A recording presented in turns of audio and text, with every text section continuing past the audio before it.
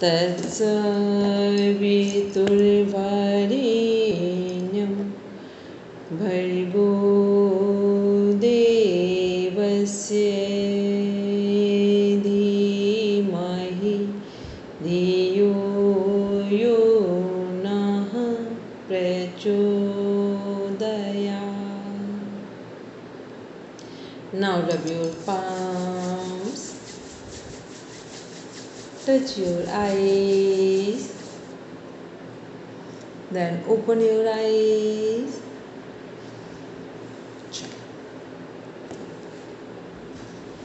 मित्र कहाँ तक कंप्लीट हो गया? मैम कल तो मैं नहीं कर पाई थी, उसका रिवीजन भी नहीं हुआ, लेकिन समाधि ये विभूति पाठ के कुछ सूत्र मैंने आगे याद किए, तो 40 तक लगभग मैं पहुंची हूँ, अभी उसको और लर्न बाय हार्ट करना है. अभी बस सिलेबस ओपन करेंगे 4th यूनिट.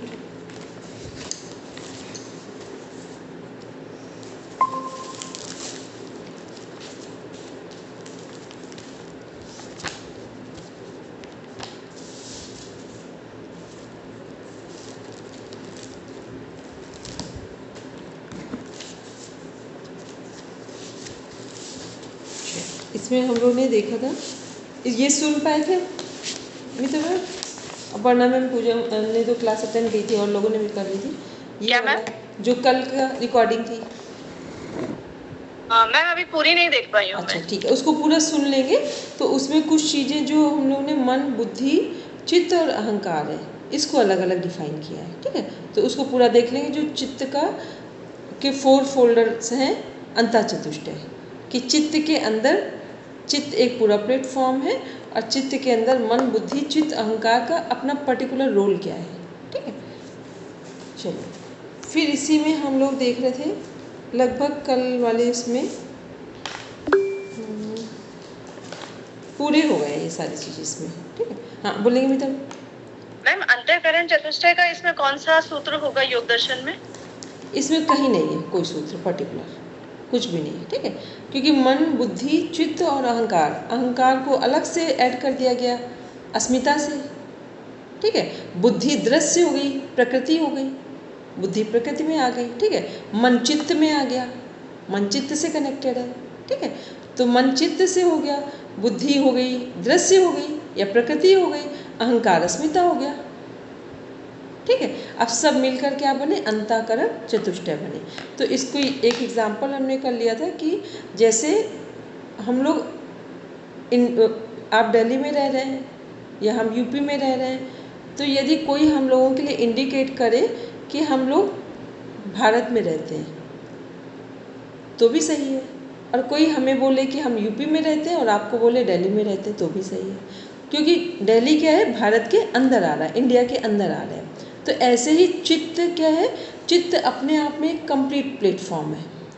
अब चित्त के अंदर हम लोग क्या चीज़ें पढ़ेंगे अंतःकरण चतुष्टय, कि अब चित्त के अंदर जो 4 फोल्डर्स हैं उनके अपने पर्टिकुलर रोल क्या क्या है. तो चित्त एक पहले पूरा प्लेटफॉर्म हो गया, फिर चित्त के अंदर मन है जो चित्त ही है, लेकिन थोड़ा सा अलग क्या हो रहा है चित्त में कि मन, बुद्धि, चित्त और अहंकार. तो मन में क्या हो रहा है? सारे विचार आ रहे हैं हमारे. तो सारी फाइल्स कहाँ खुलती हैं? मन में खुलती हैं. ठीक है, कोई भी पहले का मान लो अभी बिल्कुल हम लोग आराम से बैठे हैं, कोई नकारात्मक विचार आने लगे या किसी ऐसे व्यक्ति की याद आ गई जो जिसने हमें बहुत कष्ट पहुंचाया है, तो अभी मन क्या होगा? उसी नेगेटिविटी की तरफ चला जाएगा. और कोई ऐसा व्यक्ति जिसने हमें सपोर्ट किया है, तो मन सकारात्मक विचारों में चला जाएगा. तो मन क्या कर रहा है? मन के अंदर मन सभी फाइल्स को खोल सकता है, लेकिन उन फाइल्स की रिकॉर्डिंग कहाँ होती है? वो चित्त में होती है. चित्त में क्या है? संस्कार इकट्ठा होते हैं, इसलिए इसको क्या बोला है? चित्ताशय बोला जा रहा है, कर्माशय बोला जा रहा है. तो मन में विचार तो सब फास्ट चलेंगे, लेकिन अगर रिकॉर्डिंग कहीं कलेक्ट होगी या रखी जाएगी तो वो स्थान चित्त होगा. अब मन से उसको डेप्थ में ले जाएंगे, चित्त में जोड़ेंगे. और अदरवाइज चित्त और मन में बहुत बड़ा कुछ अंतर नहीं है. एक लगातार विचार चल रहे हैं, एक विचार जहाँ पर स्टे कर जा रहे हैं. बस इतना अंतर। तो इसलिए अंतःकरण चतुष्टय में थोड़ा अलग किया जा रहा है, जबकि वेस्टर्न हम लोग जब देखेंगे, दर्शन देखेंगे, फिलॉसफी देखेंगे, तो वहाँ चित्त का कोई कॉन्सेप्ट नहीं है, ना कोई रिकॉर्डिंग की बात है, बस पॉजिटिव नेगेटिव चल रहा है, वहाँ चित्त कोई कॉन्सेप्ट नहीं। फिर बुद्धि क्या कर रही है? बुद्धि, मन, बुद्धि, चित्त, अहंकार में मेजर ये रोल किसका है? बुद्धि का है। इसीलिए ईश्वर से क्या मांगने की बात की जाती है? सारे वेद उपनिषद में सद्बुद्धि मांगने की बात की जाती है। तो बुद्धि क्या है? मेजर रोल प्ले करे कि जैसी जिसकी बुद्धि होगी वैसे ही उसका अहंकार होगा, वैसे ही उसके चित्त में जो फाइल्स हैं वो होंगी, खुलेंगी, फिर वैसे ही मन काम करेगा। जिसकी बुद्धि कंट्रोल में नहीं होती है या बुद्धि श्रेष्ठ नहीं होगी, उसका मन कैसा होगा? कमज़ोर होगा। और जिसकी बुद्धि स्ट्रांग है तो उसका मन भी स्ट्रांग होगा। क्यों स्ट्रांग होगा? क्योंकि बुद्धि ने निर्णय दिया। एक एग्जाम्पल लेते हैं, सपोज़ अभी आपका एग्ज़ाम है और आपके घर में बहुत सारी प्रॉब्लम्स आ गई हैं, बिल्कुल दिख रहा है प्रॉब्लम्स हैं, वो फिज़िकल भी हो सकती है, मेंटल भी हो सकती है, बच्चों की भी हो सकती है, किसी की भी हो सकती है। तो यदि हमारी बुद्धि कमज़ोर है तो क्या सडन डिसीज़न लेंगे कि एग्ज़ाम छोड़ देना चाहिए, और बुद्धि स्ट्रांग है तो क्या डिसीज़न लेंगे कि जो प्रॉब्लम्स हैं इनको आज एग्ज़ाम देने कर आने के बाद देखेंगे, या एक हफ्ते में बाद जो एग्ज़ाम है उसको कंप्लीट करने के बाद फिर हम इन पर प्रॉपर काम करेंगे। ये कौन निर्णय दे रहा है? ये बुद्धि स्ट्रांग होगी। और आपने देखा भी होगा, जब जब आपने घर की चीज़ों में या सामान्य हमारे आसपास के वातावरण में जो परिवर्तन आते हैं, उनके कारण यदि आपने अपने लक्ष्य को से चूक गए, लक्ष्य से चूकने का मीन्स अपना काम छोड़ दिया, आप देखेंगे 24 घंटे तब होंगे जब आपको लगने लगेगा कि ये हम अपना काम कर लेते तो अच्छा होता। ठीक है, ये होता ही है। तो इसलिए क्या है, बुद्धि जब स्ट्रांग होती है तो हमें उस समय एक निर्णय दे देती है और मन को फिर उसी के अनुसार काम करना होता है। तो बुद्धि श्रेष्ठ है तो मन उसके अनुसार काम करेगा, नहीं है तो क्या होगा कि फिर मन तुरंत कोई ना कोई एक्सक्यूज़ लेने लगेगा। उसको लगेगा कि अच्छा अभी छोड़ देते हैं, अभी दिसंबर तो है, तब भी किया जा सकता है, कोई ऐसा तो है नहीं कि अभी जॉब लग जाएगी या जॉब चली जाएगी, क्योंकि मन के पास सारे विकल्प हैं, वो सारे ऑप्शन देना शुरू कर देता है। आप एक बार सोचिए कि अभी सुबह उठना कोई ज़रूरी नहीं है कि हम सुबह उठें योग करने के लिए। आप जिस दिन ऐसा सोचेंगे, मन आपको कम से कम 50 ऑप्शन दे देगा कि 2 दिन नहीं उठेंगे उसमें शरीर में क्या फ़र्क पड़ेगा, या जितने लोग योग कर रहे हैं तो वो कौन से महान हो गए, वो सब ऑप्शन मन दे देगा आराम से। और जैसे ही आपको लगेगा कि इसकी जगह हम दूसरा देख लें, फ़ायदा हो ना हो, नुकसान क्या होगा, अगर हम ऐसे करके मन को देख लें तो वो रिजल्ट आ जाएंगे। फिर अहंकार क्या था हमारा? अहंकार का मीन्स है जब हम लोग अस्मिता देख रहे हैं तो ये अस्मिता अंतः चतुष्टय अभी हम लोग कनेक्ट कहाँ कर रहे हैं? मन, बुद्धि, अहंकार। यहाँ तो अहंकार हो गया। और वैसे संप्रज्ञात समाधि को देखेंगे तो वहाँ अस्मिता देख रहे हैं। तो जब पहले भी अहंकार की बात कर रहे हैं अंतः चतुष्टय में, तो ये अहंकार क्या है? हमारा अस्तित्व है, हमारी अपनी आइडेंटिटी है। तो पहले किसी व्यक्ति की आइडेंटिटी क्या होती है? जैसे अभी मान लो हम लोगों के प्लेटफॉर्म में हम लोग पढ़ रहे हैं, कोई मेल पर्सन पढ़ रहा है और मान लो कोई थर्ड जेंडर भी पढ़ रहा हो, तो पहली आइडेंटिटी क्या होती है व्यक्ति की? Human being. फर्स्ट आइडेंटिटी क्या है? Human being. फिर दूसरे में क्या है कि कौन सा जेंडर है, कौन से कास्ट क्रीड सिस्टम रिलीजन में आ रहे हैं, किस पोस्ट में आ रहे हैं, कहाँ रह रहे हैं। फिर वो सब क्या होते हैं? वो हमारे ईगो होते हैं। ईगो का मीन्स होता है जो हम अपने ऊपर टैग लगाते हैं, वो ईगो का पार्ट है। और जब हम अहंकार में 2 चीज़ें हम लोगों ने देखी थी, एक स्वाभिमान और एक अभिमान। तो ईगो वाला क्या है? वो अभिमान में कनेक्ट होगा। स्वाभिमान क्या है? हमारी आइडेंटिटी है। तो आइडेंटिटी हमेशा ह्यूमन बीइंग होगी। और ईगो क्या होगा? जितने भी टैग लगाते जाएंगे वो सब ईगो का पार्ट है। तो योग में हमें क्या करना है? ईगो को हटाना है, अपनी आइडेंटिटी के लिए काम करना है। ये हो गया। ये हमने किस में देखा? मन, बुद्धि, चित्त, अहंकार में। अब बोलेंगे तब क्या? मैम अगर इनके चारों के स्थान पूछे जाएं तो क्या पर्टिकुलर कोई स्थान है इनका? हाँ, अब इसको बताएं। ये सारे क्या है? पहले हम लोगों ने समझ लिया है सूक्ष्म है। ये सभी क्या है? सूक्ष्म है, स्थूल है नहीं। स्थूल को तो आप बता सकते हैं 5 सेंस ऑर्गन्स में, आइस यहाँ है, नोज़ यहाँ है, ठीक है। लेकिन जब हम लोग सूक्ष्म की बात करते हैं तो इनके स्थान दो जगह से कनेक्ट होंगे, एक हार्ट से और एक माइंड से। एक हार्ट और माइंड दो जगह से कनेक्ट होंगे। ठीक, अब हम लोग देखेंगे विचारों के लेवल पे देखेंगे तो माइंड कनेक्ट हो जाएगा, और इमोशन से देखेंगे तो हार्ट हो जाएगा। तो मैम मन हमारा मन किस में आ जाएगा? माइंड में। जो माइंड है, मन है, वो हमारे ब्रेन से कनेक्ट हो जाएगा, मतलब नर्वस सिस्टम में। तो माइंड क्या हो गया, वो अलग हो गया। जितना मैनिपुलेशन हो रहा है वो सब कहाँ होगा, माइंड में। और जितना हम लोग जिस चीज़ को खुश होकर करेंगे, दुखी होकर करेंगे, ब्लेसिंग्स के साथ करेंगे, कर्ज के साथ करेंगे, या हमको कोई इमोशनली हम अटैच्ड हो गए, किसी से डिटैच्ड हो गए, इसका इम्पैक्ट कहाँ आएगा, इसका ब्रेन पर नहीं आएगा, इसका हार्ट पर आएगा। ठीक है, तो ये ध्यान रखना है कि मन, बुद्धि, चित्त, अहंकार क्या है, सूक्ष्म है। इन सब का कनेक्शन हमारे हार्ट और माइंड से होगा। ठीक है, ये ध्यान में रखेंगे। जितना मैनिपुलेशन का काम है, मैनिपुलेट करने का काम है, वो सब कहाँ से, ब्रेन से होगा। जितना जो इम्पैक्ट आएगा किसी भी अच्छे और बुरे का काम करने का, विचारों का, वो इम्पैक्ट कहाँ आएगा, हार्ट पर आएगा। ठीक है, बोलेंगे मिता मैम। तो फिर मन और बुद्धि हमारे मस्तिष्क से रिलेटेड हो गया और चित्त और अहंकार हृदय से रिलेटेड हो गया। हाँ, वो कह सकते। अब बुद्धि जो है हमारी, वो मन का गहरा हिस्सा होगा। ठीक है, और अब योग की भाषा में देखें तो बुद्धि किससे संबंधित है, प्रकृति से संबंधित है।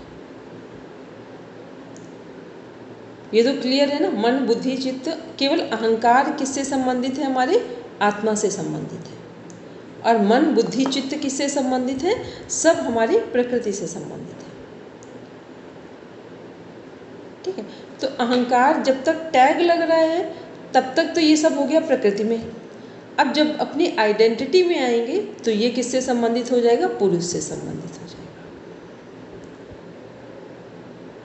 ठीक है, चलिए, तो ये हम लोगों ने कल इस पर डिस्कशन किया था। बोलेंगे पर एक बार ही रिपीट करना। आपने बोला बुद्धि जो है वो हमारी प्रकृति से रिलेटेड है। इसमें हम लोग ने 3 नाम देखे थे। अब जहाँ पर बनाएंगे, मिता मैम पढ़, जो लोग भी बना रहे नोट्स एकदम सही बनाएंगे। इसमें क्या है, जो प्रकृति को क्या किन किन नामों से जानते हैं हम लोग, प्रकृति, दृश्य और बुद्धि, इन 3 नामों से जानते हैं। और हम लोग ने देखा भी, जब प्रकृति के 24 तत्व देखे हैं तो वहाँ पर हम लोगों ने अहंकार भी देखा था। तो यहाँ जो अंतःचतुष्टय में अहंकार है वो किससे संबंधित है, सब प्रकृति के अंदर है, ईगो वाला फैक्टर। ठीक है, ईगो सात्विक का भी हो सकता है, राजसिक का भी हो सकता है, तामसिक का भी हो सकता है। लेकिन यही ईगो जब हमारे आइडेंटिटी को कनेक्ट कर जाए, ईगो हट जाए, केवल आइडेंटिटी पर आ जाए, तो वो क्या होगा, वो पुरुष होगा। तो आपने बोला प्रकृति या दृश्य, बुद्धि, और भी बाकी का जो हुआ मन और हमारा चित्त जो हुआ, जो मन है ये हमारी क्या है, जो 10 इंद्रियां हैं उनको कंट्रोल करने का माध्यम मन है। वो भी हमारे प्रकृति में ही आ रहा है। क्लियर है ना, सब 24 तत्वों में ही चारों आ रहे हैं हमारे। ठीक है, तो ये ईगो कौन सा होगा यहाँ पर, जो टैग लग रहा है वो वाला ईगो चल रहा है यहाँ पे।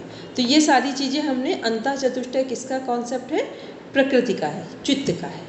ठीक, और प्रकृति में कितने, जब हम लोग टोटल तत्वों की बात करेंगे योग दर्शन में, तो कितने तत्व होंगे हमारे, 25 + 26। 25 कैसे हो रहे हैं, 25 हो रहे हैं। There are 25 elements in Yog Darshan. Whenever we count 24 related to nature and other Purusha, means जो 24 है वो प्रकृति से, एक पुरुष हो गया, फिर एक एडिशनल कौन सा हो गया, पुरुष विशेष हो गया। तो ये हमारा क्या हमने देखा, जो हमारा अंतःचतुष्टय है उसके बारे में देखा। अब इसमें कुछ चीज़ों को देख लेते हैं, जो प्रकृति के जो तत्वों में एक अंतःचतुष्टय देख लिया। अब एक कॉन्सेप्ट को नोट करेंगे, उसको लिखेंगे।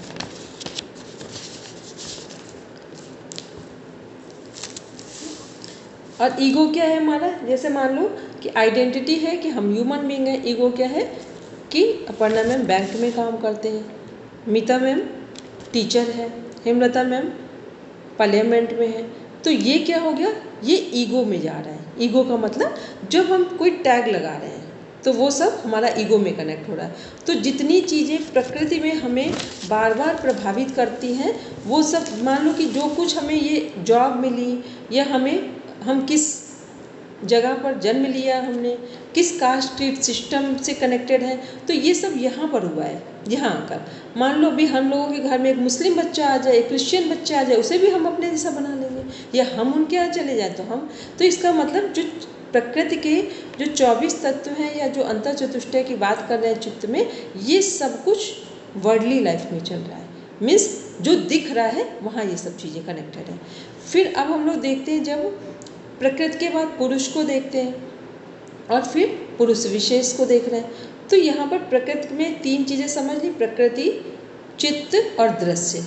क्लियर है ये तीनों, कि प्रकृति को ही चित्त कहा जा रहा है, चित्त को ही दृश्य कहा जा रहा है और दृश्य को ही बुद्धि कहा जा रहा है। तो दीदी ये तो सारे एक ही हो गए ना? सब एक हो गए जाकर, ठीक है मैम। सिर्फ अहंकार अलग हुआ इसमें। हाँ, अहंकार अलग वैसे नहीं होगा।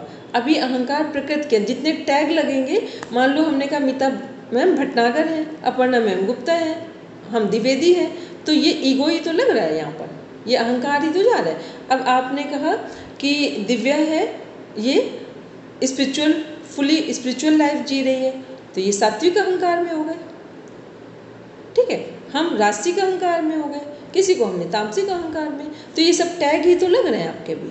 अभी ये तो किसी ने नहीं कहा ना कि मुक्त हो गए, अभी ये नहीं हुआ ना कि मुक्त हो गए।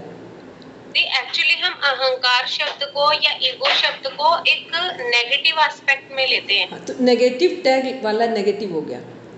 जितने टैग लगते हैं वो योग की भाषा में तो सब नेगेटिव ही जाएंगे। नेगेटिव का मतलब हर चीज़ को, जैसे हम लोग योग भ्रष्ट साधक पढ़ते हैं तो योग भ्रष्ट ऐसा लगता है ना नेगेटिव है, लेकिन नेगेटिव नहीं है। योग भ्रष्ट का योग में मीन्स है कि वो लोग जो अपने योग पथ से भ्रष्ट होने का मीन्स हो गए, पहुँच नहीं पाए हैं, उनके लिए योग भ्रष्ट यूज़ किया जा रहा है, ठीक है। तो ऐसे कुछ शब्द, क्योंकि योग दर्शन है ना, यहाँ पर एक ही शब्द के कई पर्यायवाची हैं, और थोड़ा सा आप आगे जाएंगे फिर दूसरे शब्द से, तो जब हमें ये पता होगा कि पर्यायवाची जो सिनोनिम्स है, यदि हमें पहले ही पता हो कि इसका ये, तो जहाँ पर भी वो नाम आएगा हम कनेक्ट कर ले जाएंगे कि ये बात किसकी हो रही, क्योंकि पूरा ये किस पर आधारित है, चित्त पर आधारित है, ठीक है। कॉन्सेप्ट चित्त है। फिर चित्त को किससे प्रकाश मिलेगा, पुरुष से मिलेगा, ठीक।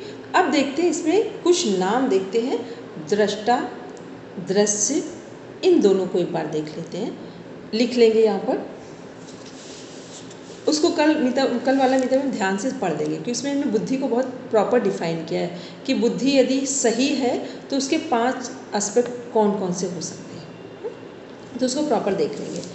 फिर इसमें जो दृष्टा और दृश्य को समझ लें, दृष्टा, दृश्य और पुरुष विशेष। तो दृष्टा क्या है, हमारा चेतना और चैतन्य से कनेक्टेड है, ठीक है। हम कहते हैं चेतना जागृत है, चैतन्य है व्यक्ति, ये सब दृष्टा से संबंधित है, मीन्स आत्मा या पुरुष से संबंधित। फिर इसके बाद दृश्य में देख लें, तो दृश्य अभी हम लोगों ने बात की, प्रकृति, बुद्धि, चित्त सब दृश्य से संबंधित है, और जितना भी कुछ यूनिवर्स में दिख रहा है सब दृश्य से संबंधित है, ठीक है। तो अब इसमें और फिर इसके बाद यहाँ पर एक मन को भी लिख लेंगे, ताकि सबके का जो वर्क हैं एक दूसरे को कनेक्ट कर लेंगे। तो जो कुछ भी इस वर्ल्ड में, यूनिवर्स में देखा जाता है वो सब क्या है, सब प्रकृति में है, सब प्रकृति में दिख रहा है, और जिसके द्वारा देखा जा रहा है वो क्या है, पुरुष आत्मा है। अब इसको एक एग्जाम्पल से देख लें। यदि किसी व्यक्ति की डेथ हो जाए तो अब उसे कुछ नहीं दिखाई देगा। क्यों नहीं दिखाई देगा, क्योंकि उसके शरीर से जो आत्मा है पुरुष निकल गया है, ठीक है। तो ये क्या हो गया, क्लियर हो गया कि देखने वाला कौन है, आत्मा पुरुष है, जो जिसके कारण संसार को देखा जा रहा है, और जो दिख रहा है वो क्या है, वो सब दृश्य है, प्रकृति के अंदर आएगा। अब हमारे अपने शरीर में देख लें, तो हमारा जो शरीर जिसको हम लोग इंडिकेट कर सकते हैं, हाथ रख के फिंगर से बता सकते हैं, ये सब क्या है, शरीर हो गया। अब मान लो कि हमारी चेतना काम ना कर रही हो, या हमारे शरीर से प्राण निकल, शरीर से आत्मा निकल गई, तो अब हम कोई इंडिकेशन नहीं दे सकते हैं। ठीक, तो ये हो गया। फिर अब दूसरे कॉन्सेप्ट में इसको देख लेते हैं, दृश्य से और दृष्टा को, कि जो हमारा दृश्य है मीन्स दृश्य है हमारा शरीर से अगर हम ले लें, उसको कनेक्ट कर दें, तो जितनी चीज़ें हमें बाहर दिखती हैं, मान लो शरीर अभी हमारा दिख रहा है, हमने कहा अपर्णा मैम का शरीर या मोनिका मैम का या किसी का भी नाम लिया, और आपके शरीर में कोई कहीं पर कुछ कट लग गया है, तो क्या बोलेंगे कि अपर्णा मैम के शरीर में हाथ में कट लगा है। एक हो गया कॉन्सेप्ट।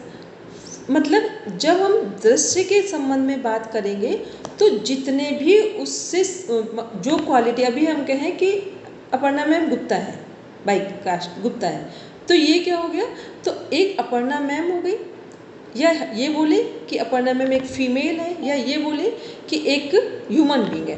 तो एक ह्यूमन बीइंग के से हमने कहा अपर्णा मैम फीमेल है, अपर्णा मैम की कास्ट ये है, तो ये सब किसके बारे में हो रहा है, एक फीमेल को या ह्यूमन बीइंग को सब हम कनेक्ट कर रहे हैं, सारी चीज़ें बता रहे हैं। तो ये सब किसके संदर्भ में बात कर रहे हैं, तो मतलब यहाँ पर जो शरीर है या जो व्यक्ति है उसकी क्वालिटीज़ बताई जा रही है। हमने कहा कि अभी मीता मैम ने नेट का एग्ज़ाम दिया है, तो ये मीता मैम की क्वालिटी नहीं है, मीता मैम के शरीर की क्वालिटी है। ठीक, ये मीता मैम के शरीर का एक विषय है कि मीता मैम ने नेट का एग्ज़ाम दिया है। हमने कहा मीता मैम ने कल क्लास नहीं अटेंड की, तो ये किसकी क्वालिटी है, मीता मैम की क्वालिटी है। किसके स्तर पर है, शरीर के स्तर पर है। जो तो हम लोग पूछेंगे ये प्रकृति है कि पुरुष है, तो मीता मैम ने कल क्लास नहीं ली, नेट का एग्ज़ाम दिया, तो ये पुरुष से संबंधित बात हो रही है, प्रकृति से संबंधित बात हो रही है, प्रकृति, सब प्रकृति से संबंधित बात हो रही है।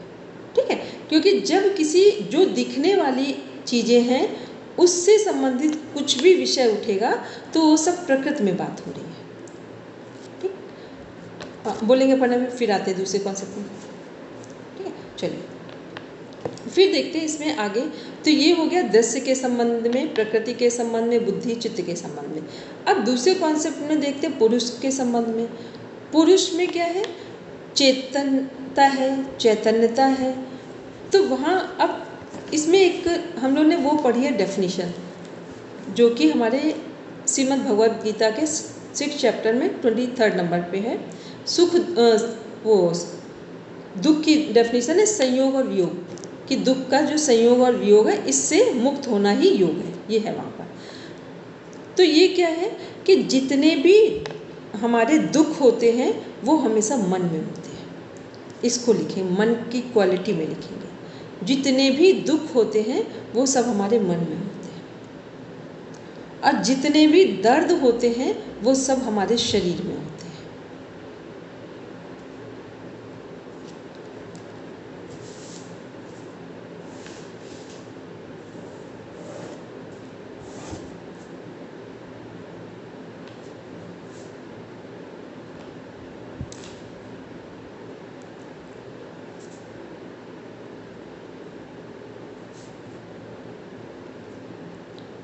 ठीक, तो जितने भी हमारे दर्द होंगे वो सब हमेशा शरीर में होंगे, और जितने भी दुख होंगे वो हमेशा मन में होंगे। तो जो श्रीमद् भगवद गीता में 6 चैप्टर में डेफिनेशन डिफाइन की गई है, उसका अर्थ ये है कि दुख और दर्द के बीच का जो संयोग है उसको वियोग में बदलना ही योग है। ये है उसका मीनिंग। दुख और दर्द के बीच में जो संयोग हो रहा है उसमें वियोग लाना ही योग है। अब इसको पूरा देख लेते हैं कैसे वियोग होगा और कैसे ये संयोग हो रहा है। अभी हम लोगों के किसी के भी शरीर में कोई चोट लग जाए या सिर दर्द हो तो क्या बोलते हैं, हमारा सिर दर्द हो रहा है, सीधा हमारा जोड़ के बोलते हैं। ये नहीं बोलते हैं कि हमारे शरीर में दर्द हो रहा है, हमारे शरीर में कट लगा है, हमारे शरीर में इंजरी हुई है, ये नहीं बोल रहे हैं। तो यहाँ जो योग दर्शन है ये कैसे, यहाँ पर ये बताया जा रहा है कि कैसे हम अपने वोकैब्स में इतनी क्लियरिटी लेकर आए कि दोनों के बीच, क्योंकि अभी जब हम शब्दों को ही ठीक नहीं कर पा रहे हैं तो इनके अंदर का जो भावनात्मक जो कॉन्सेप्ट है उसको ठीक करना तो बहुत मुश्किल की बात हो जाएगी। तो पहले तो हम अपने शब्दों को ठीक करें। कई बार क्या होता है, पूरे दिन लोग मंदिर जा रहे हैं, पूजा भी कर रहे हैं, फिर बोलेंगे मेरा भाग्य खराब है, ये भी कहे जा रहे हैं। पूरे दिन अपने घर को सुधारने संवारने की बात हो रही है, फिर लग रहा है इतना टाइम हो गया अभी तक कुछ हुआ नहीं। मतलब ये वही हो गया कि पूरे दिन खीर बनाई गई, हर चीज़ मिक्स की गई खीर में, बाद में क्या डाल दिया गया, एक चुटकी नमक। ठीक, तो एक चुटकी नमक ने क्या किया, जो सुबह से शाम तक खीर की जो सबसे अच्छी एक रेसिपी मानी जाती है, जिसको पूरी तरीके से रेडी किया गया, वो खराब हो गया। तो क्या है कि योग दर्शन में बताया जा रहा है कि हम अपने जो शब्द हैं उनके लिए कितना क्लियर हो, क्योंकि एक एक शब्द जो हमारा है, जो कुछ भी, तो यहाँ मन में दुख का मीन्स है कि दर्द में हम चुनाव नहीं कर सकते हैं। इसको लिख लीजिए सही से। शरीर में दर्द होते हैं, सभी प्रकार के दर्द का संबंध हमारे शरीर से है। दर्द में चुनाव करने की प्रोसेस नहीं है। अब मान लो किसी को कट लग गया है, ठीक है, एक्सीडेंट हो गया है, जल गया है कोई व्यक्ति, कुछ भी इंजरी हो गई है उसको, तो यहाँ क्या है, चुनाव की आवश्यकता नहीं है। यहाँ पर सीधी सी बात है कि दर्द का संबंध हमारे न्यूरॉन से है, तो दर्द होगा ही आपको। ठीक, दुख में क्या है, दुख में चुनाव का पूरा ऑप्शन है, चूज करने के सारे ऑप्शन है हमारे हाथ में कि हम दुखी होंगे या नहीं होंगे। तो वो जो हमारे आदि दैविक, आदि भौतिक, आध्यात्मिक दुख हैं, उनमें हमारा पूरा चुनाव है कि हम दुखी होंगे या नहीं होंगे। तो मन में दुख उठते हैं, दुख को चुनना, दुख का चुनाव करना हमारे हाथ में है। तो इसलिए जितना कुछ हमें संसार में खराब लगता है, जो कुछ बुरा हो रहा है, ये हमारा चुनाव है। ठीक, ये चुनाव हमारा है। इसको हम जितनी जल्दी समझेंगे उतनी जल्दी कंट्रोल में लेंगे, नहीं समझेंगे तो बढ़ता जाएगा। शरीर के लेवल पर जितनी समस्याएं हैं उस पर हम केवल समय देखकर, मान लो किसी का अभी एक्सीडेंट हो गया है, अब उसका पैर पूरी तरह फ्रैक्चर है, तो उसे आप नहीं कह सकते कि कल ही वो चलने लगेगा। ठीक, लेकिन अभी आप यहीं बैठिए और बिल्कुल दुखी हैं। अभी एक इसमें एक कहानी सुनाते हैं तो आपको क्लियर हो जाएगा इसी के संदर्भ में कि वो कहानी क्या रिजल्ट दे रही है हम लोगों को। ठीक है, तो ये क्या है कि दुख के में हमारा चुनाव करने का ऑप्शन है और शरीर के दर्द में कोई ऑप्शन नहीं। ये हम लोग किस में समझ रहे हैं, दृष्टा, दृश्य और मन के संबंध में तीनों को कनेक्ट कर रहे हैं। क्योंकि अब फिर इस तरह की चीज़ों को पूरे योग दर्शन में आप आराम से जो पढ़ रहे हैं फिर कनेक्ट करते हुए पढ़ेंगे हम लोग। अब इसके बाद देखते हैं दृष्टा के संबंध में चीज़ों को देख लें। दृष्टा क्या है, दृष्टा जस्ट लाइक अ टॉर्च, एक टॉर्च है। ठीक, टॉर्च को आप जहाँ लगा दोगे वहीं पर वो प्रकाश करेगा, वहीं पर उजाला होगा, और जिस चीज़ में टॉर्च से देखेंगे वही साफ दिखाई देगा। अब वो हमारा अच्छा विचार होगा तो वो भी स्पष्ट दिखाई देगा। कई बार हम लोग अकेले बैठते हैं और देर तक अकेले बैठ गए तो हमें अपने जीवन की बहुत सारी गलतियाँ भी दिखाई देती हैं कि यदि मेरे जीवन में ये घटना घटी तो इसके पीछे कई बार हम लोग नहीं देखते हैं, पर कभी कभी जब लोग थोड़ा डीप में जीते हैं तो उन्हें अपनी गलतियां भी नजर आती हैं। तो ये गलतियों पर टॉर्च किसने दिखाई है, ये दृष्टा ने दिखाई है। ठीक, ये मन का काम नहीं है, यहाँ पर ना शरीर का काम है, ये काम किसका है, ये दृष्टा का काम है। और कई बार हमें ऐसा लगता है कि हमने बहुत विषम परिस्थितियों में भी अच्छा निर्णय लिया था और शायद उस दिन ये निर्णय लिया तो अच्छा रहा, ना लेते तो आज हमारा जीवन कहाँ होता। तो ये टॉर्च किसने दिखाई है, दृष्टा ने दिखाई है, जो आपकी अच्छी चीज़ों को भी फोकस्ड कर रहे हैं और जो आपके जीवन में अच्छा नहीं हुआ उस पर भी एक प्रकाश डाल रहे हैं। तो दृष्टा का काम क्या है, उसे कोई मतलब नहीं है कि आप कैसे हैं, क्या है, उसे कुछ भी नहीं, बस वो रोशनी डालता है आपके ऊपर। अब उसमें सही चीज़ें भी सामने आएंगी और गलत चीज़ें भी सामने आएंगी।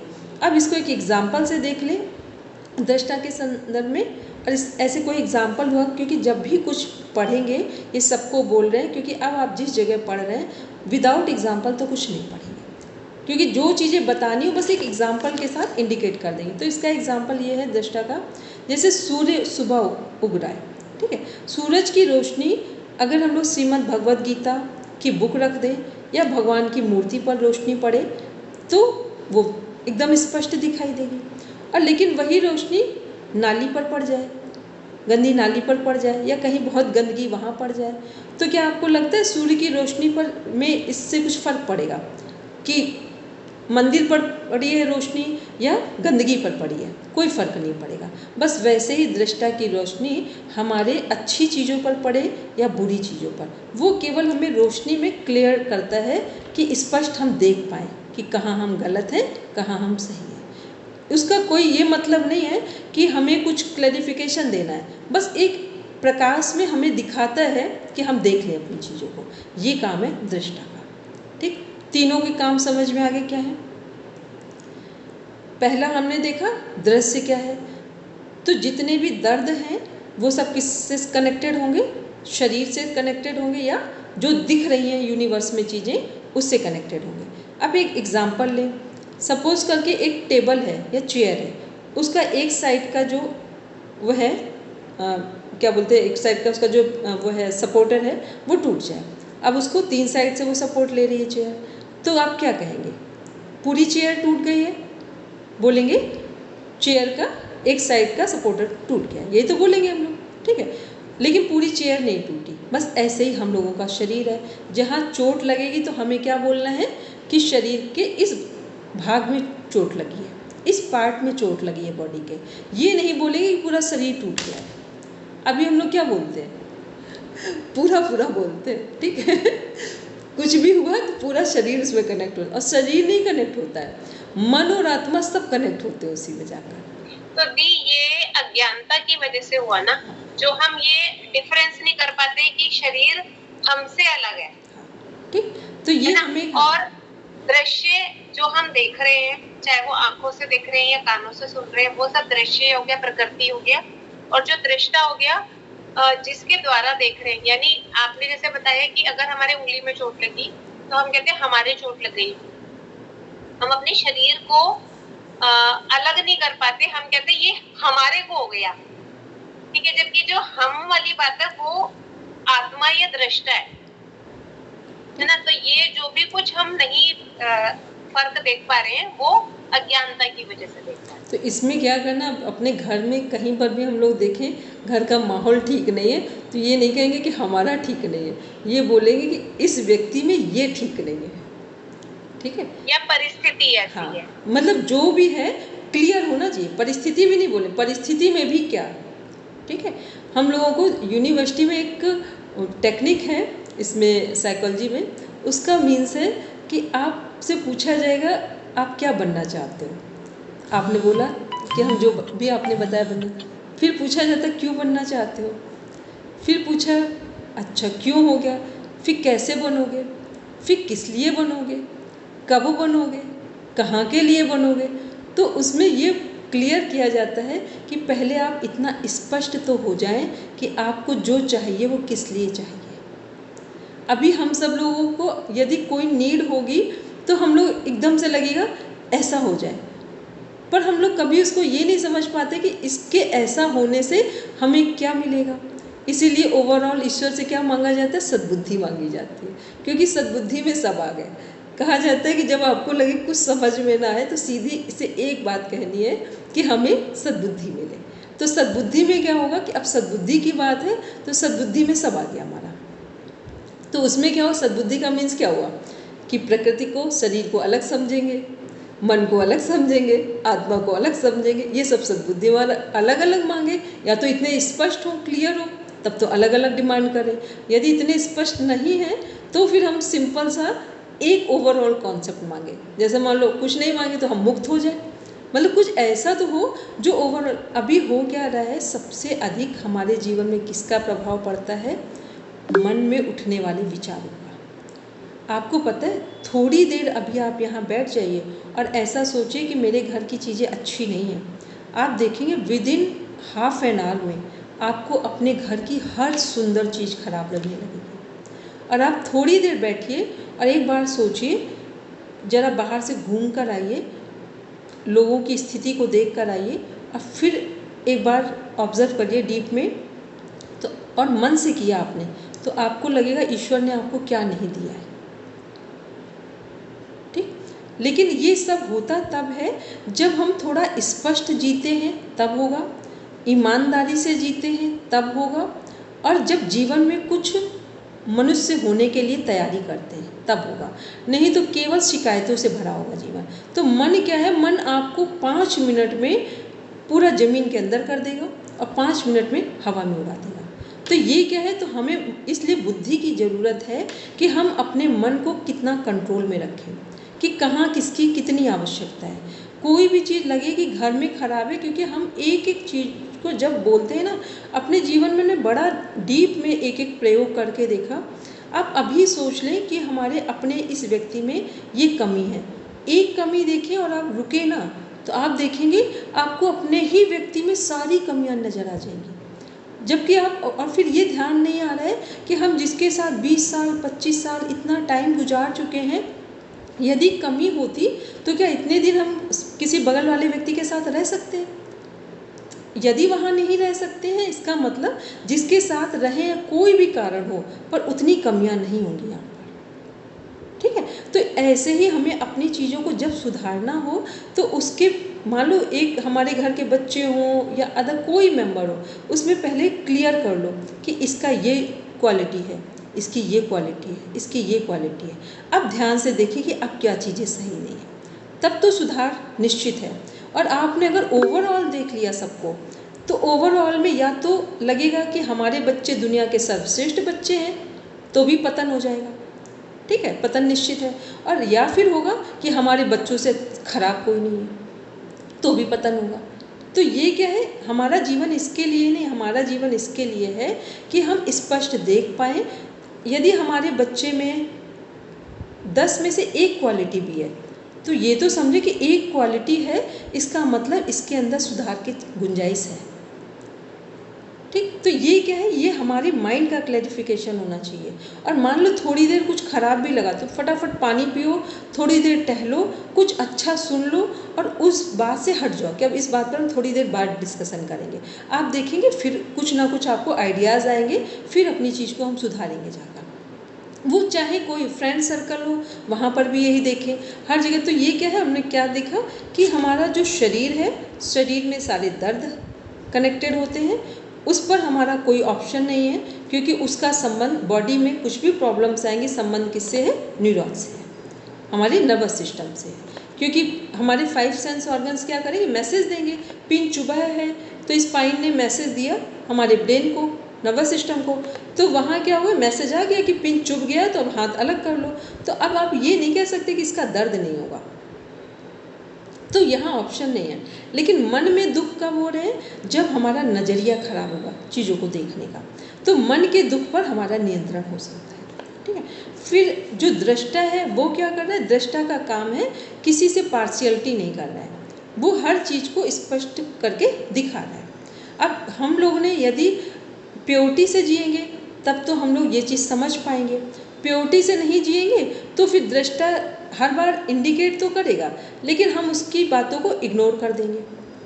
ठीक है, तो ये हमें क्या करना, इन सब की, तो हम लोग जो योग अभ्यास करते हैं उसमें यदि हमने यम का पालन किया तो भी हमारी तीनों चीज़ें हमें क्लियर दिखने लगेंगी, नियम का पालन किया तो भी तीनों चीज़ें क्लियर दिखने लगेंगी, हमने आसन सही से किया, आधे घंटे एकाग्र चित्त होकर बैठे तो तीनों चीज़ें स्पष्ट हो जाएंगी, प्राणायाम नेवल ब्रीदिंग के साथ हाफ एन आवर किया तो भी तीनों चीज़ें स्पष्ट हो जाएंगी, प्रत्याहार 5 सेंस ऑर्गन्स को इनसाइड कर लिया तो भी तीनों चीज़ें स्पष्ट हो जाएंगी, धारणा मीन्स होता है जीवन में हमारा एक लक्ष्य निर्धारित हो जाए तो भी ये तीनों चीज़ें स्पष्ट हो जाएंगी, ध्यान का मीन्स है होशपूर्ण जीवन जीना तो भी ये तीनों स्पष्ट हो जाएंगे, समाधि का मीन्स है अपनी यात्रा की पूर्णाहुति तो भी स्पष्ट है। तो ये क्या है, ये जो हम लोग योग में अष्टांग योग बताया गया, अभ्यास वैराग्य, जो एक तत्व अभ्यास बताए गए, वो किसके लिए बताए गए हैं, वो इन्हीं को के बीच में अंतर समझने के लिए बताए गए। तो अब क्या करेंगे, जो हमारा शरीर है और दुख और संयोग और वियोग वाली जो डेफिनेशन है, ये यहाँ पर योग दर्शन में भी एक जगह है, और सेकेंड वो जो 6th चैप्टर है श्रीमद् भगवद गीता का 23rd नंबर श्लोक, वहाँ उसका मीन्स क्या है, कि दुख और दर्द के बीच का जो संयोग है उसको वियोग में बदलना। वियोग का मतलब अलग अलग करना योग है। क्योंकि वो डेफिनेशन ही पढ़ के जब हम लोग भी स्टार्टिंग में पढ़ रहे थे तो बड़ा अजीब लगा, दुख संयोग वियोगम, तो समझ ही में नहीं आता कि दुख भी संयोग लिखा है और वियोग भी लिखा है। तो संयोग और वियोग का मीन्स हो गया अलग अलग करना, प्रकृति और पुरुष को अलग अलग समझना। ठीक, तो ये हम लोग ने आज हम लोग ने देख लिया इसमें कि ये हमारा क्या काम कर रहा है और कैसे काम कर रहा है। ठीक, रजोगुण, तमोगुण, सतोगुण। अब प्रकृति में हम लोग फिर देख लें प्रकृति में कितने कॉन्सेप्ट हैं। अब बोलेंगे मीता मैम, परसों बोला था, फिर अपर्णा मैम, और जिसको जिसको याद हो प्रकृति के संदर्भ में कितने कॉन्सेप्ट होंगे एक साथ कनेक्ट करिए। मतलब मैम किस किस को कनेक्ट करना है? पहले प्रकृति, जो योग दर्शन में प्रकृति क्या है, चित्त जो है हमारा वो आधार है योग दर्शन का। ठीक, फिर अब चित्त के बारे में बताएं। पहले तो चित्त आधार है, चित्त की वृत्तियों का निरोध करना, यही डेफिनेशन है इसकी। ठीक है, फिर सेकंड में क्या बोलेंगे, चित्त त्रिगुणात्मक है। फिर उसके बाद कि उसमें उसकी 5 वृत्तियां हैं और उसके पहले 5 प्रकार, पहले 2 प्रकार हैं, फिर 2 भेद हैं, 5 संख्या में 5 है।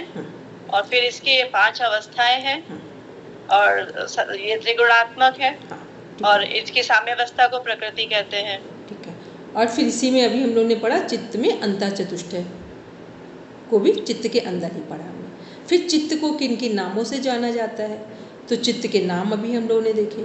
फिर चित्त के संदर्भ में हम लोग ने क्या देखा कि जो चित्त है हमारा, जो हम लोग जिस अवस्था में हैं वो, अभी हम लोग चित्त की अवस्थाएं पढ़कर अपने को नहीं कोरिलेट करते थे।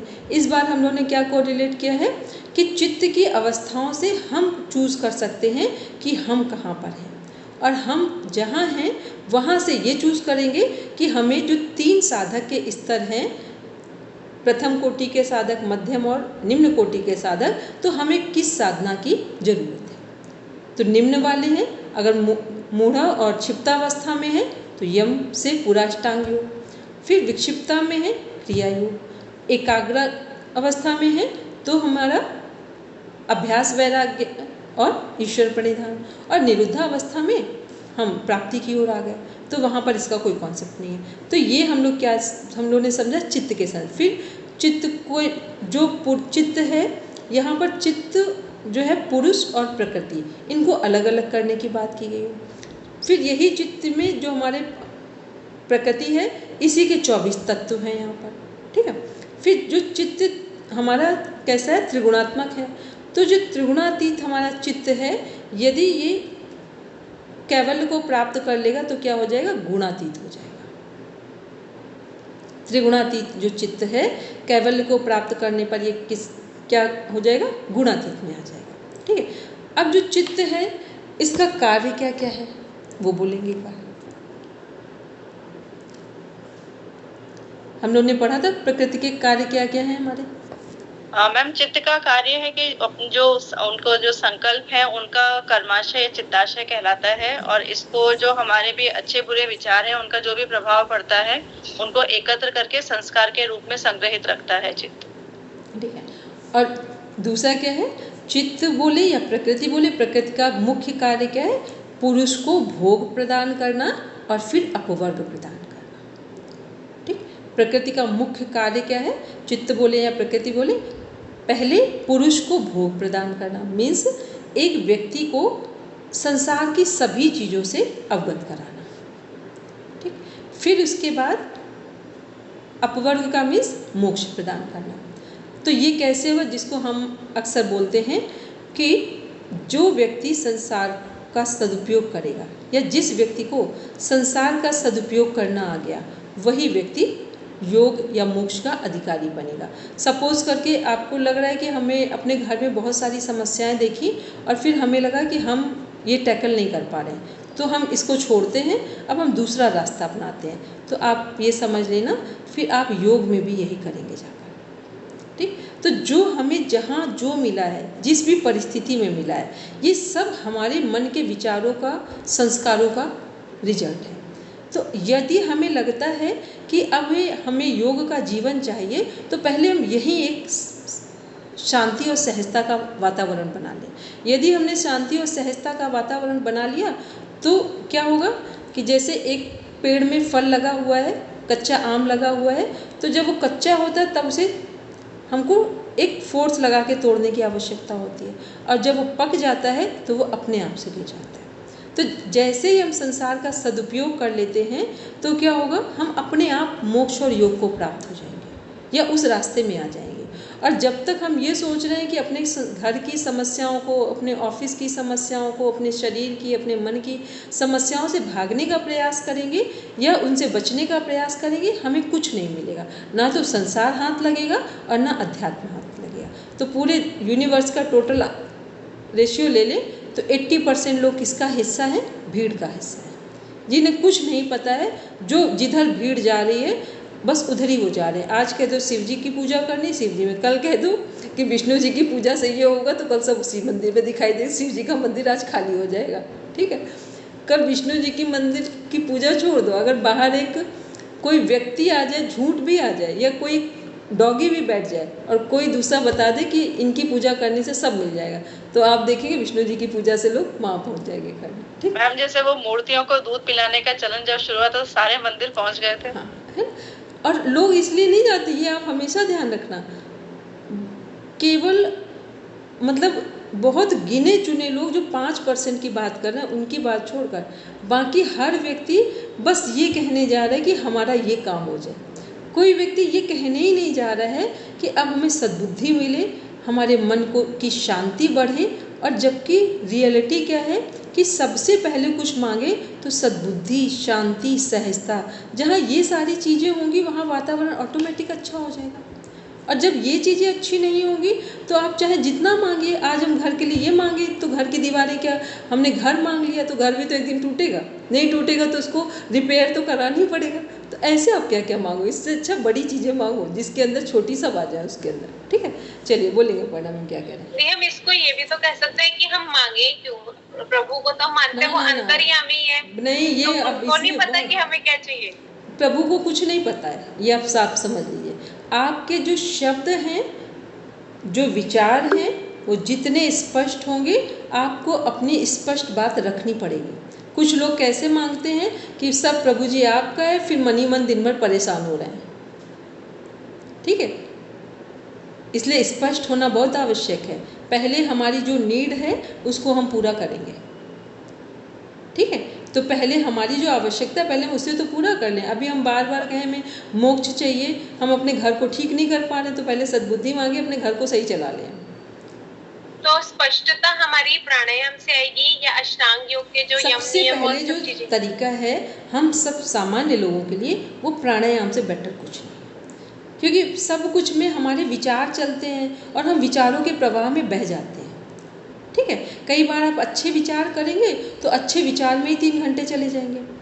तो कई बार ये भी होता है कि हमको जो संकल्प आप लेने की बात करते हो, कई बार वो वाली क्लैरिटी भी नहीं होती कि संकल्प क्या ले। तो हमने कहा पहली बार जब आपने बोला तब यही सोच रहे थे कि ले क्या तो यही तो मैंने कुछ भी नहीं लिया क्योंकि कुछ समझ नहीं आया था, मैंने मांगा ही नहीं। मैं मतलब 5, 20 और 10 के रेशियो में नाड़ी शोधन कर रही थी। नहीं, तो ये मिता मैम आप अपने लिए शाबाशी दीजिए।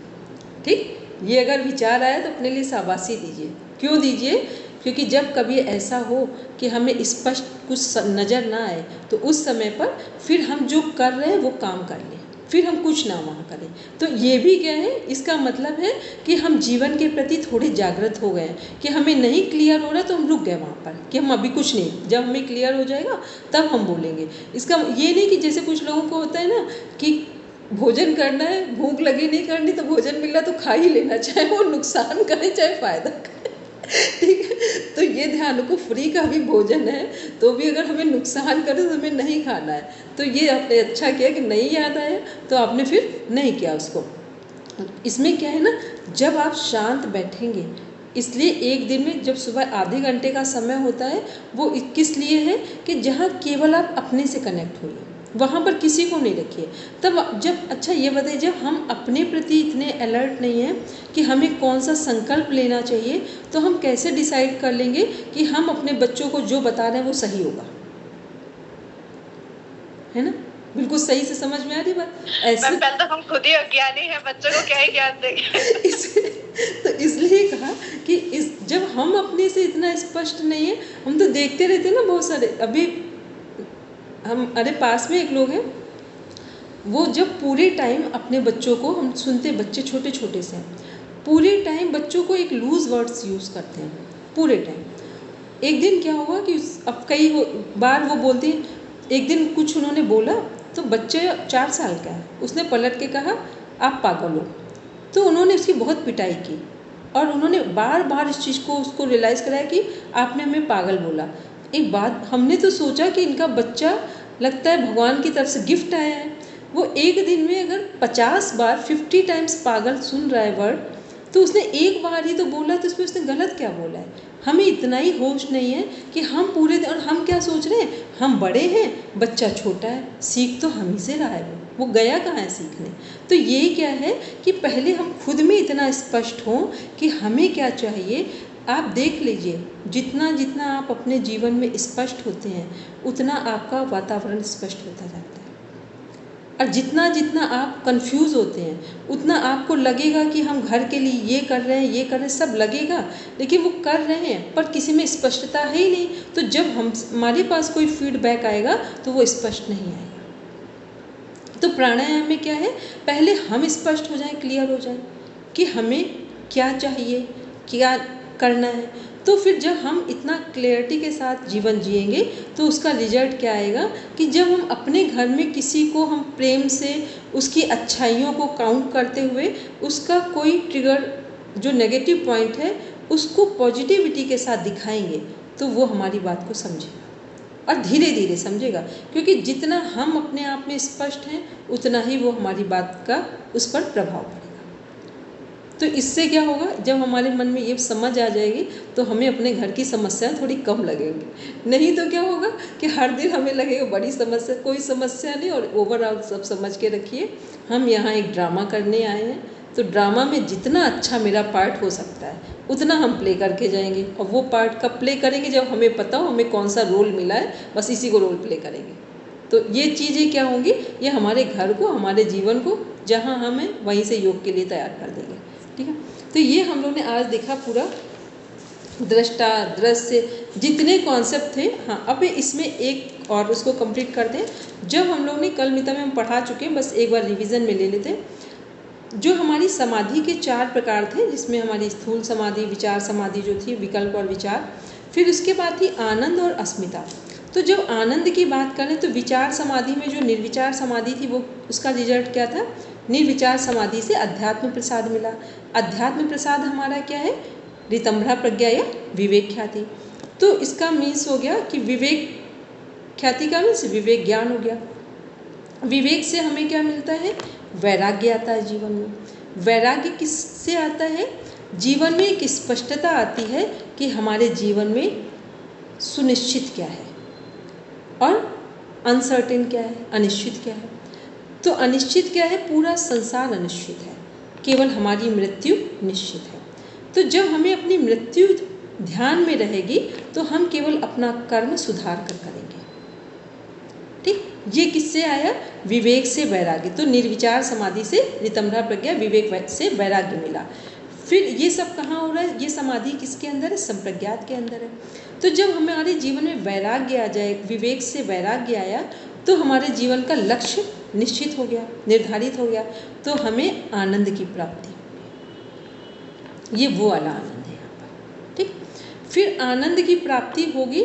तो जब आनंद की प्राप्ति हुई तो उसकी दूसरी कंडीशन क्या होगी कि जो हमारी अस्मिता है, अस्मिता का मतलब यहाँ पर जो पुरुष और प्रकृति है इनके भेद को हम समझ पा रहे हैं कि प्रकृति अलग है और पुरुष अलग है, प्रकृति के कार्य अलग हैं, पुरुष के कार्य अलग हैं। तो ये क्या हो गया, ये अस्मिता हो गई। तो यहाँ अस्मिता क्या है, आइडेंटिटी है हमारी, कि हमारा जो मनुष्य जीवन है वो किसके लिए बना है। तो विवेक होगा तो ही हमें लगेगा कि हमें मनुष्य जीवन किस लिए मिला है। ठीक है, तो ये जो आइडेंटिटी है पुरुष और प्रकृति की, पुरुष का मीन्स अपने अस्तित्व में आने की, अपने अस्तित्व में जागने की, और प्रकृति का मीन्स है इस पूरी प्रकृति का सदुपयोग करेंगे और यहाँ से अपने अस्तित्व में जागेंगे। ठीक, ये है यहाँ पर अस्मिता का अर्थ। तो आज पूरा संप्रज्ञात समाधि और जो समाधि पाठ है और कुछ इसमें और भी अदर भी कनेक्ट हो गए हैं पार्ट, तो वो पूरा कंप्लीट होता है। अब बोलेंगे मित्र। मैम अस्मिता आत्मस्वरूप भी हो सकता है कि आत्मा अपने वास्तविक स्वरूप से परिचित हो जाती है और प्रकृति और पुरुष अलग हो जाते हैं, इसका ज्ञान हो जाता है। हाँ, परिचित कह सकते हैं। और यहाँ पर ध्यान रखें, यहाँ ज्ञान हो जाती है, ज्ञान प्राप्त हो रहा है, अनुभव प्राप्त नहीं हुआ है। ठीक है, ज्ञान का मतलब, क्योंकि हमें सबसे पहले क्या होगा, अभी हम लोग ये क्लास पढ़ रहे हैं, हम लोग को अनुभव भले ना हो, लेकिन एक इतना तो लग रहा है कि अच्छा ये ऐसा हो सकता है, तो पहले हमें ज्ञान प्राप्त हुआ। अब हम चाहेंगे इसे तो अपनी कोई भी अष्टांग योग का पार्ट अपने जीवन में अप्लाई करके अनुभव में आ जाएंगे। ठीक है, तो अस्मिता में यहाँ क्या है, पुरुष और प्रकृति के बीच का जो भेद है, जो डिफरेंस है, उसका ज्ञान प्राप्त हुआ है। और फिर जब हम लोग निरुद्धावस्था में आएंगे या असंप्रज्ञात समाधि में आएंगे, तो वहाँ क्या होगा, विवेक से भी वैराग्य होने के कारण यहाँ पर हम अनुभव को प्राप्त होंगे। ठीक, संप्रज्ञात समाधि में ज्ञान को प्राप्त किया है, प्रकृति और पुरुष के बीच में क्या भेद है। और जो निरुद्धावस्था या असंप्रज्ञात समाधि है, यहाँ हमने क्या किया है, यहाँ पर अनुभव को प्राप्त किया है।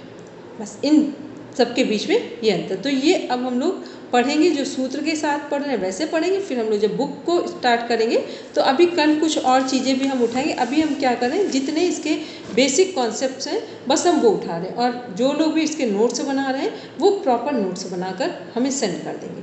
ठीक है मैम, इसके प्रॉपर नोट्स कैसे बनाऊं? मेरे को योग दर्शन का एक प्रॉपर नोट्स बनाने हैं, तो इसके उसमें कैसे क्या क्या पॉइंट्स? इसमें पहले जो बनाएंगे नोट्स में चित्त से संबंधित सारे पॉइंट्स एक साइड कंप्लीट कर देंगे जाकर।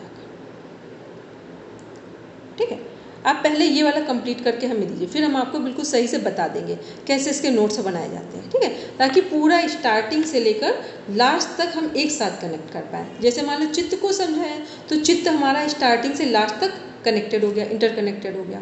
फिर अभी हम लोग इसमें आगे पढ़ेंगे योग अंतराय बाधक तत्व क्या है, तो वो हमारे स्टार्टिंग से लास्ट तक पूरे कनेक्ट हो रहे हैं। तो इसका एक तरीका, तो पहले आज जितनी चीज़ें हमने भी चित्त के संबंध में बात की है उसको डिफाइन कर, और कल वाला एक बार रिकॉर्डिंग देख लेंगे तो कुछ बुद्धि के ये सबने डायमेंशन बताए कि या बुद्धि में 5 टाइप्स हैं, वो कैसे अगर वो कनेक्टेड हैं तो इसका मतलब बुद्धि श्रेष्ठ ढंग से काम कर रही है।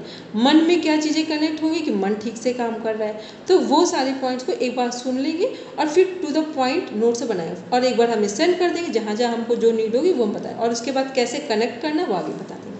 ठीक है, चलिए अब बैठेंगे शांति पाठ के लिए।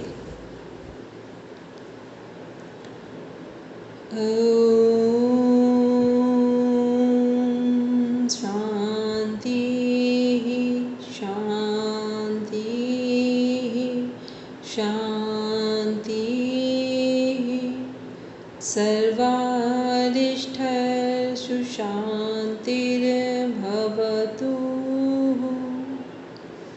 Now rub your palms, touch your eyes, then open your eyes. चलिए, सबको प्रणाम, शुभ रात्रि, बाय।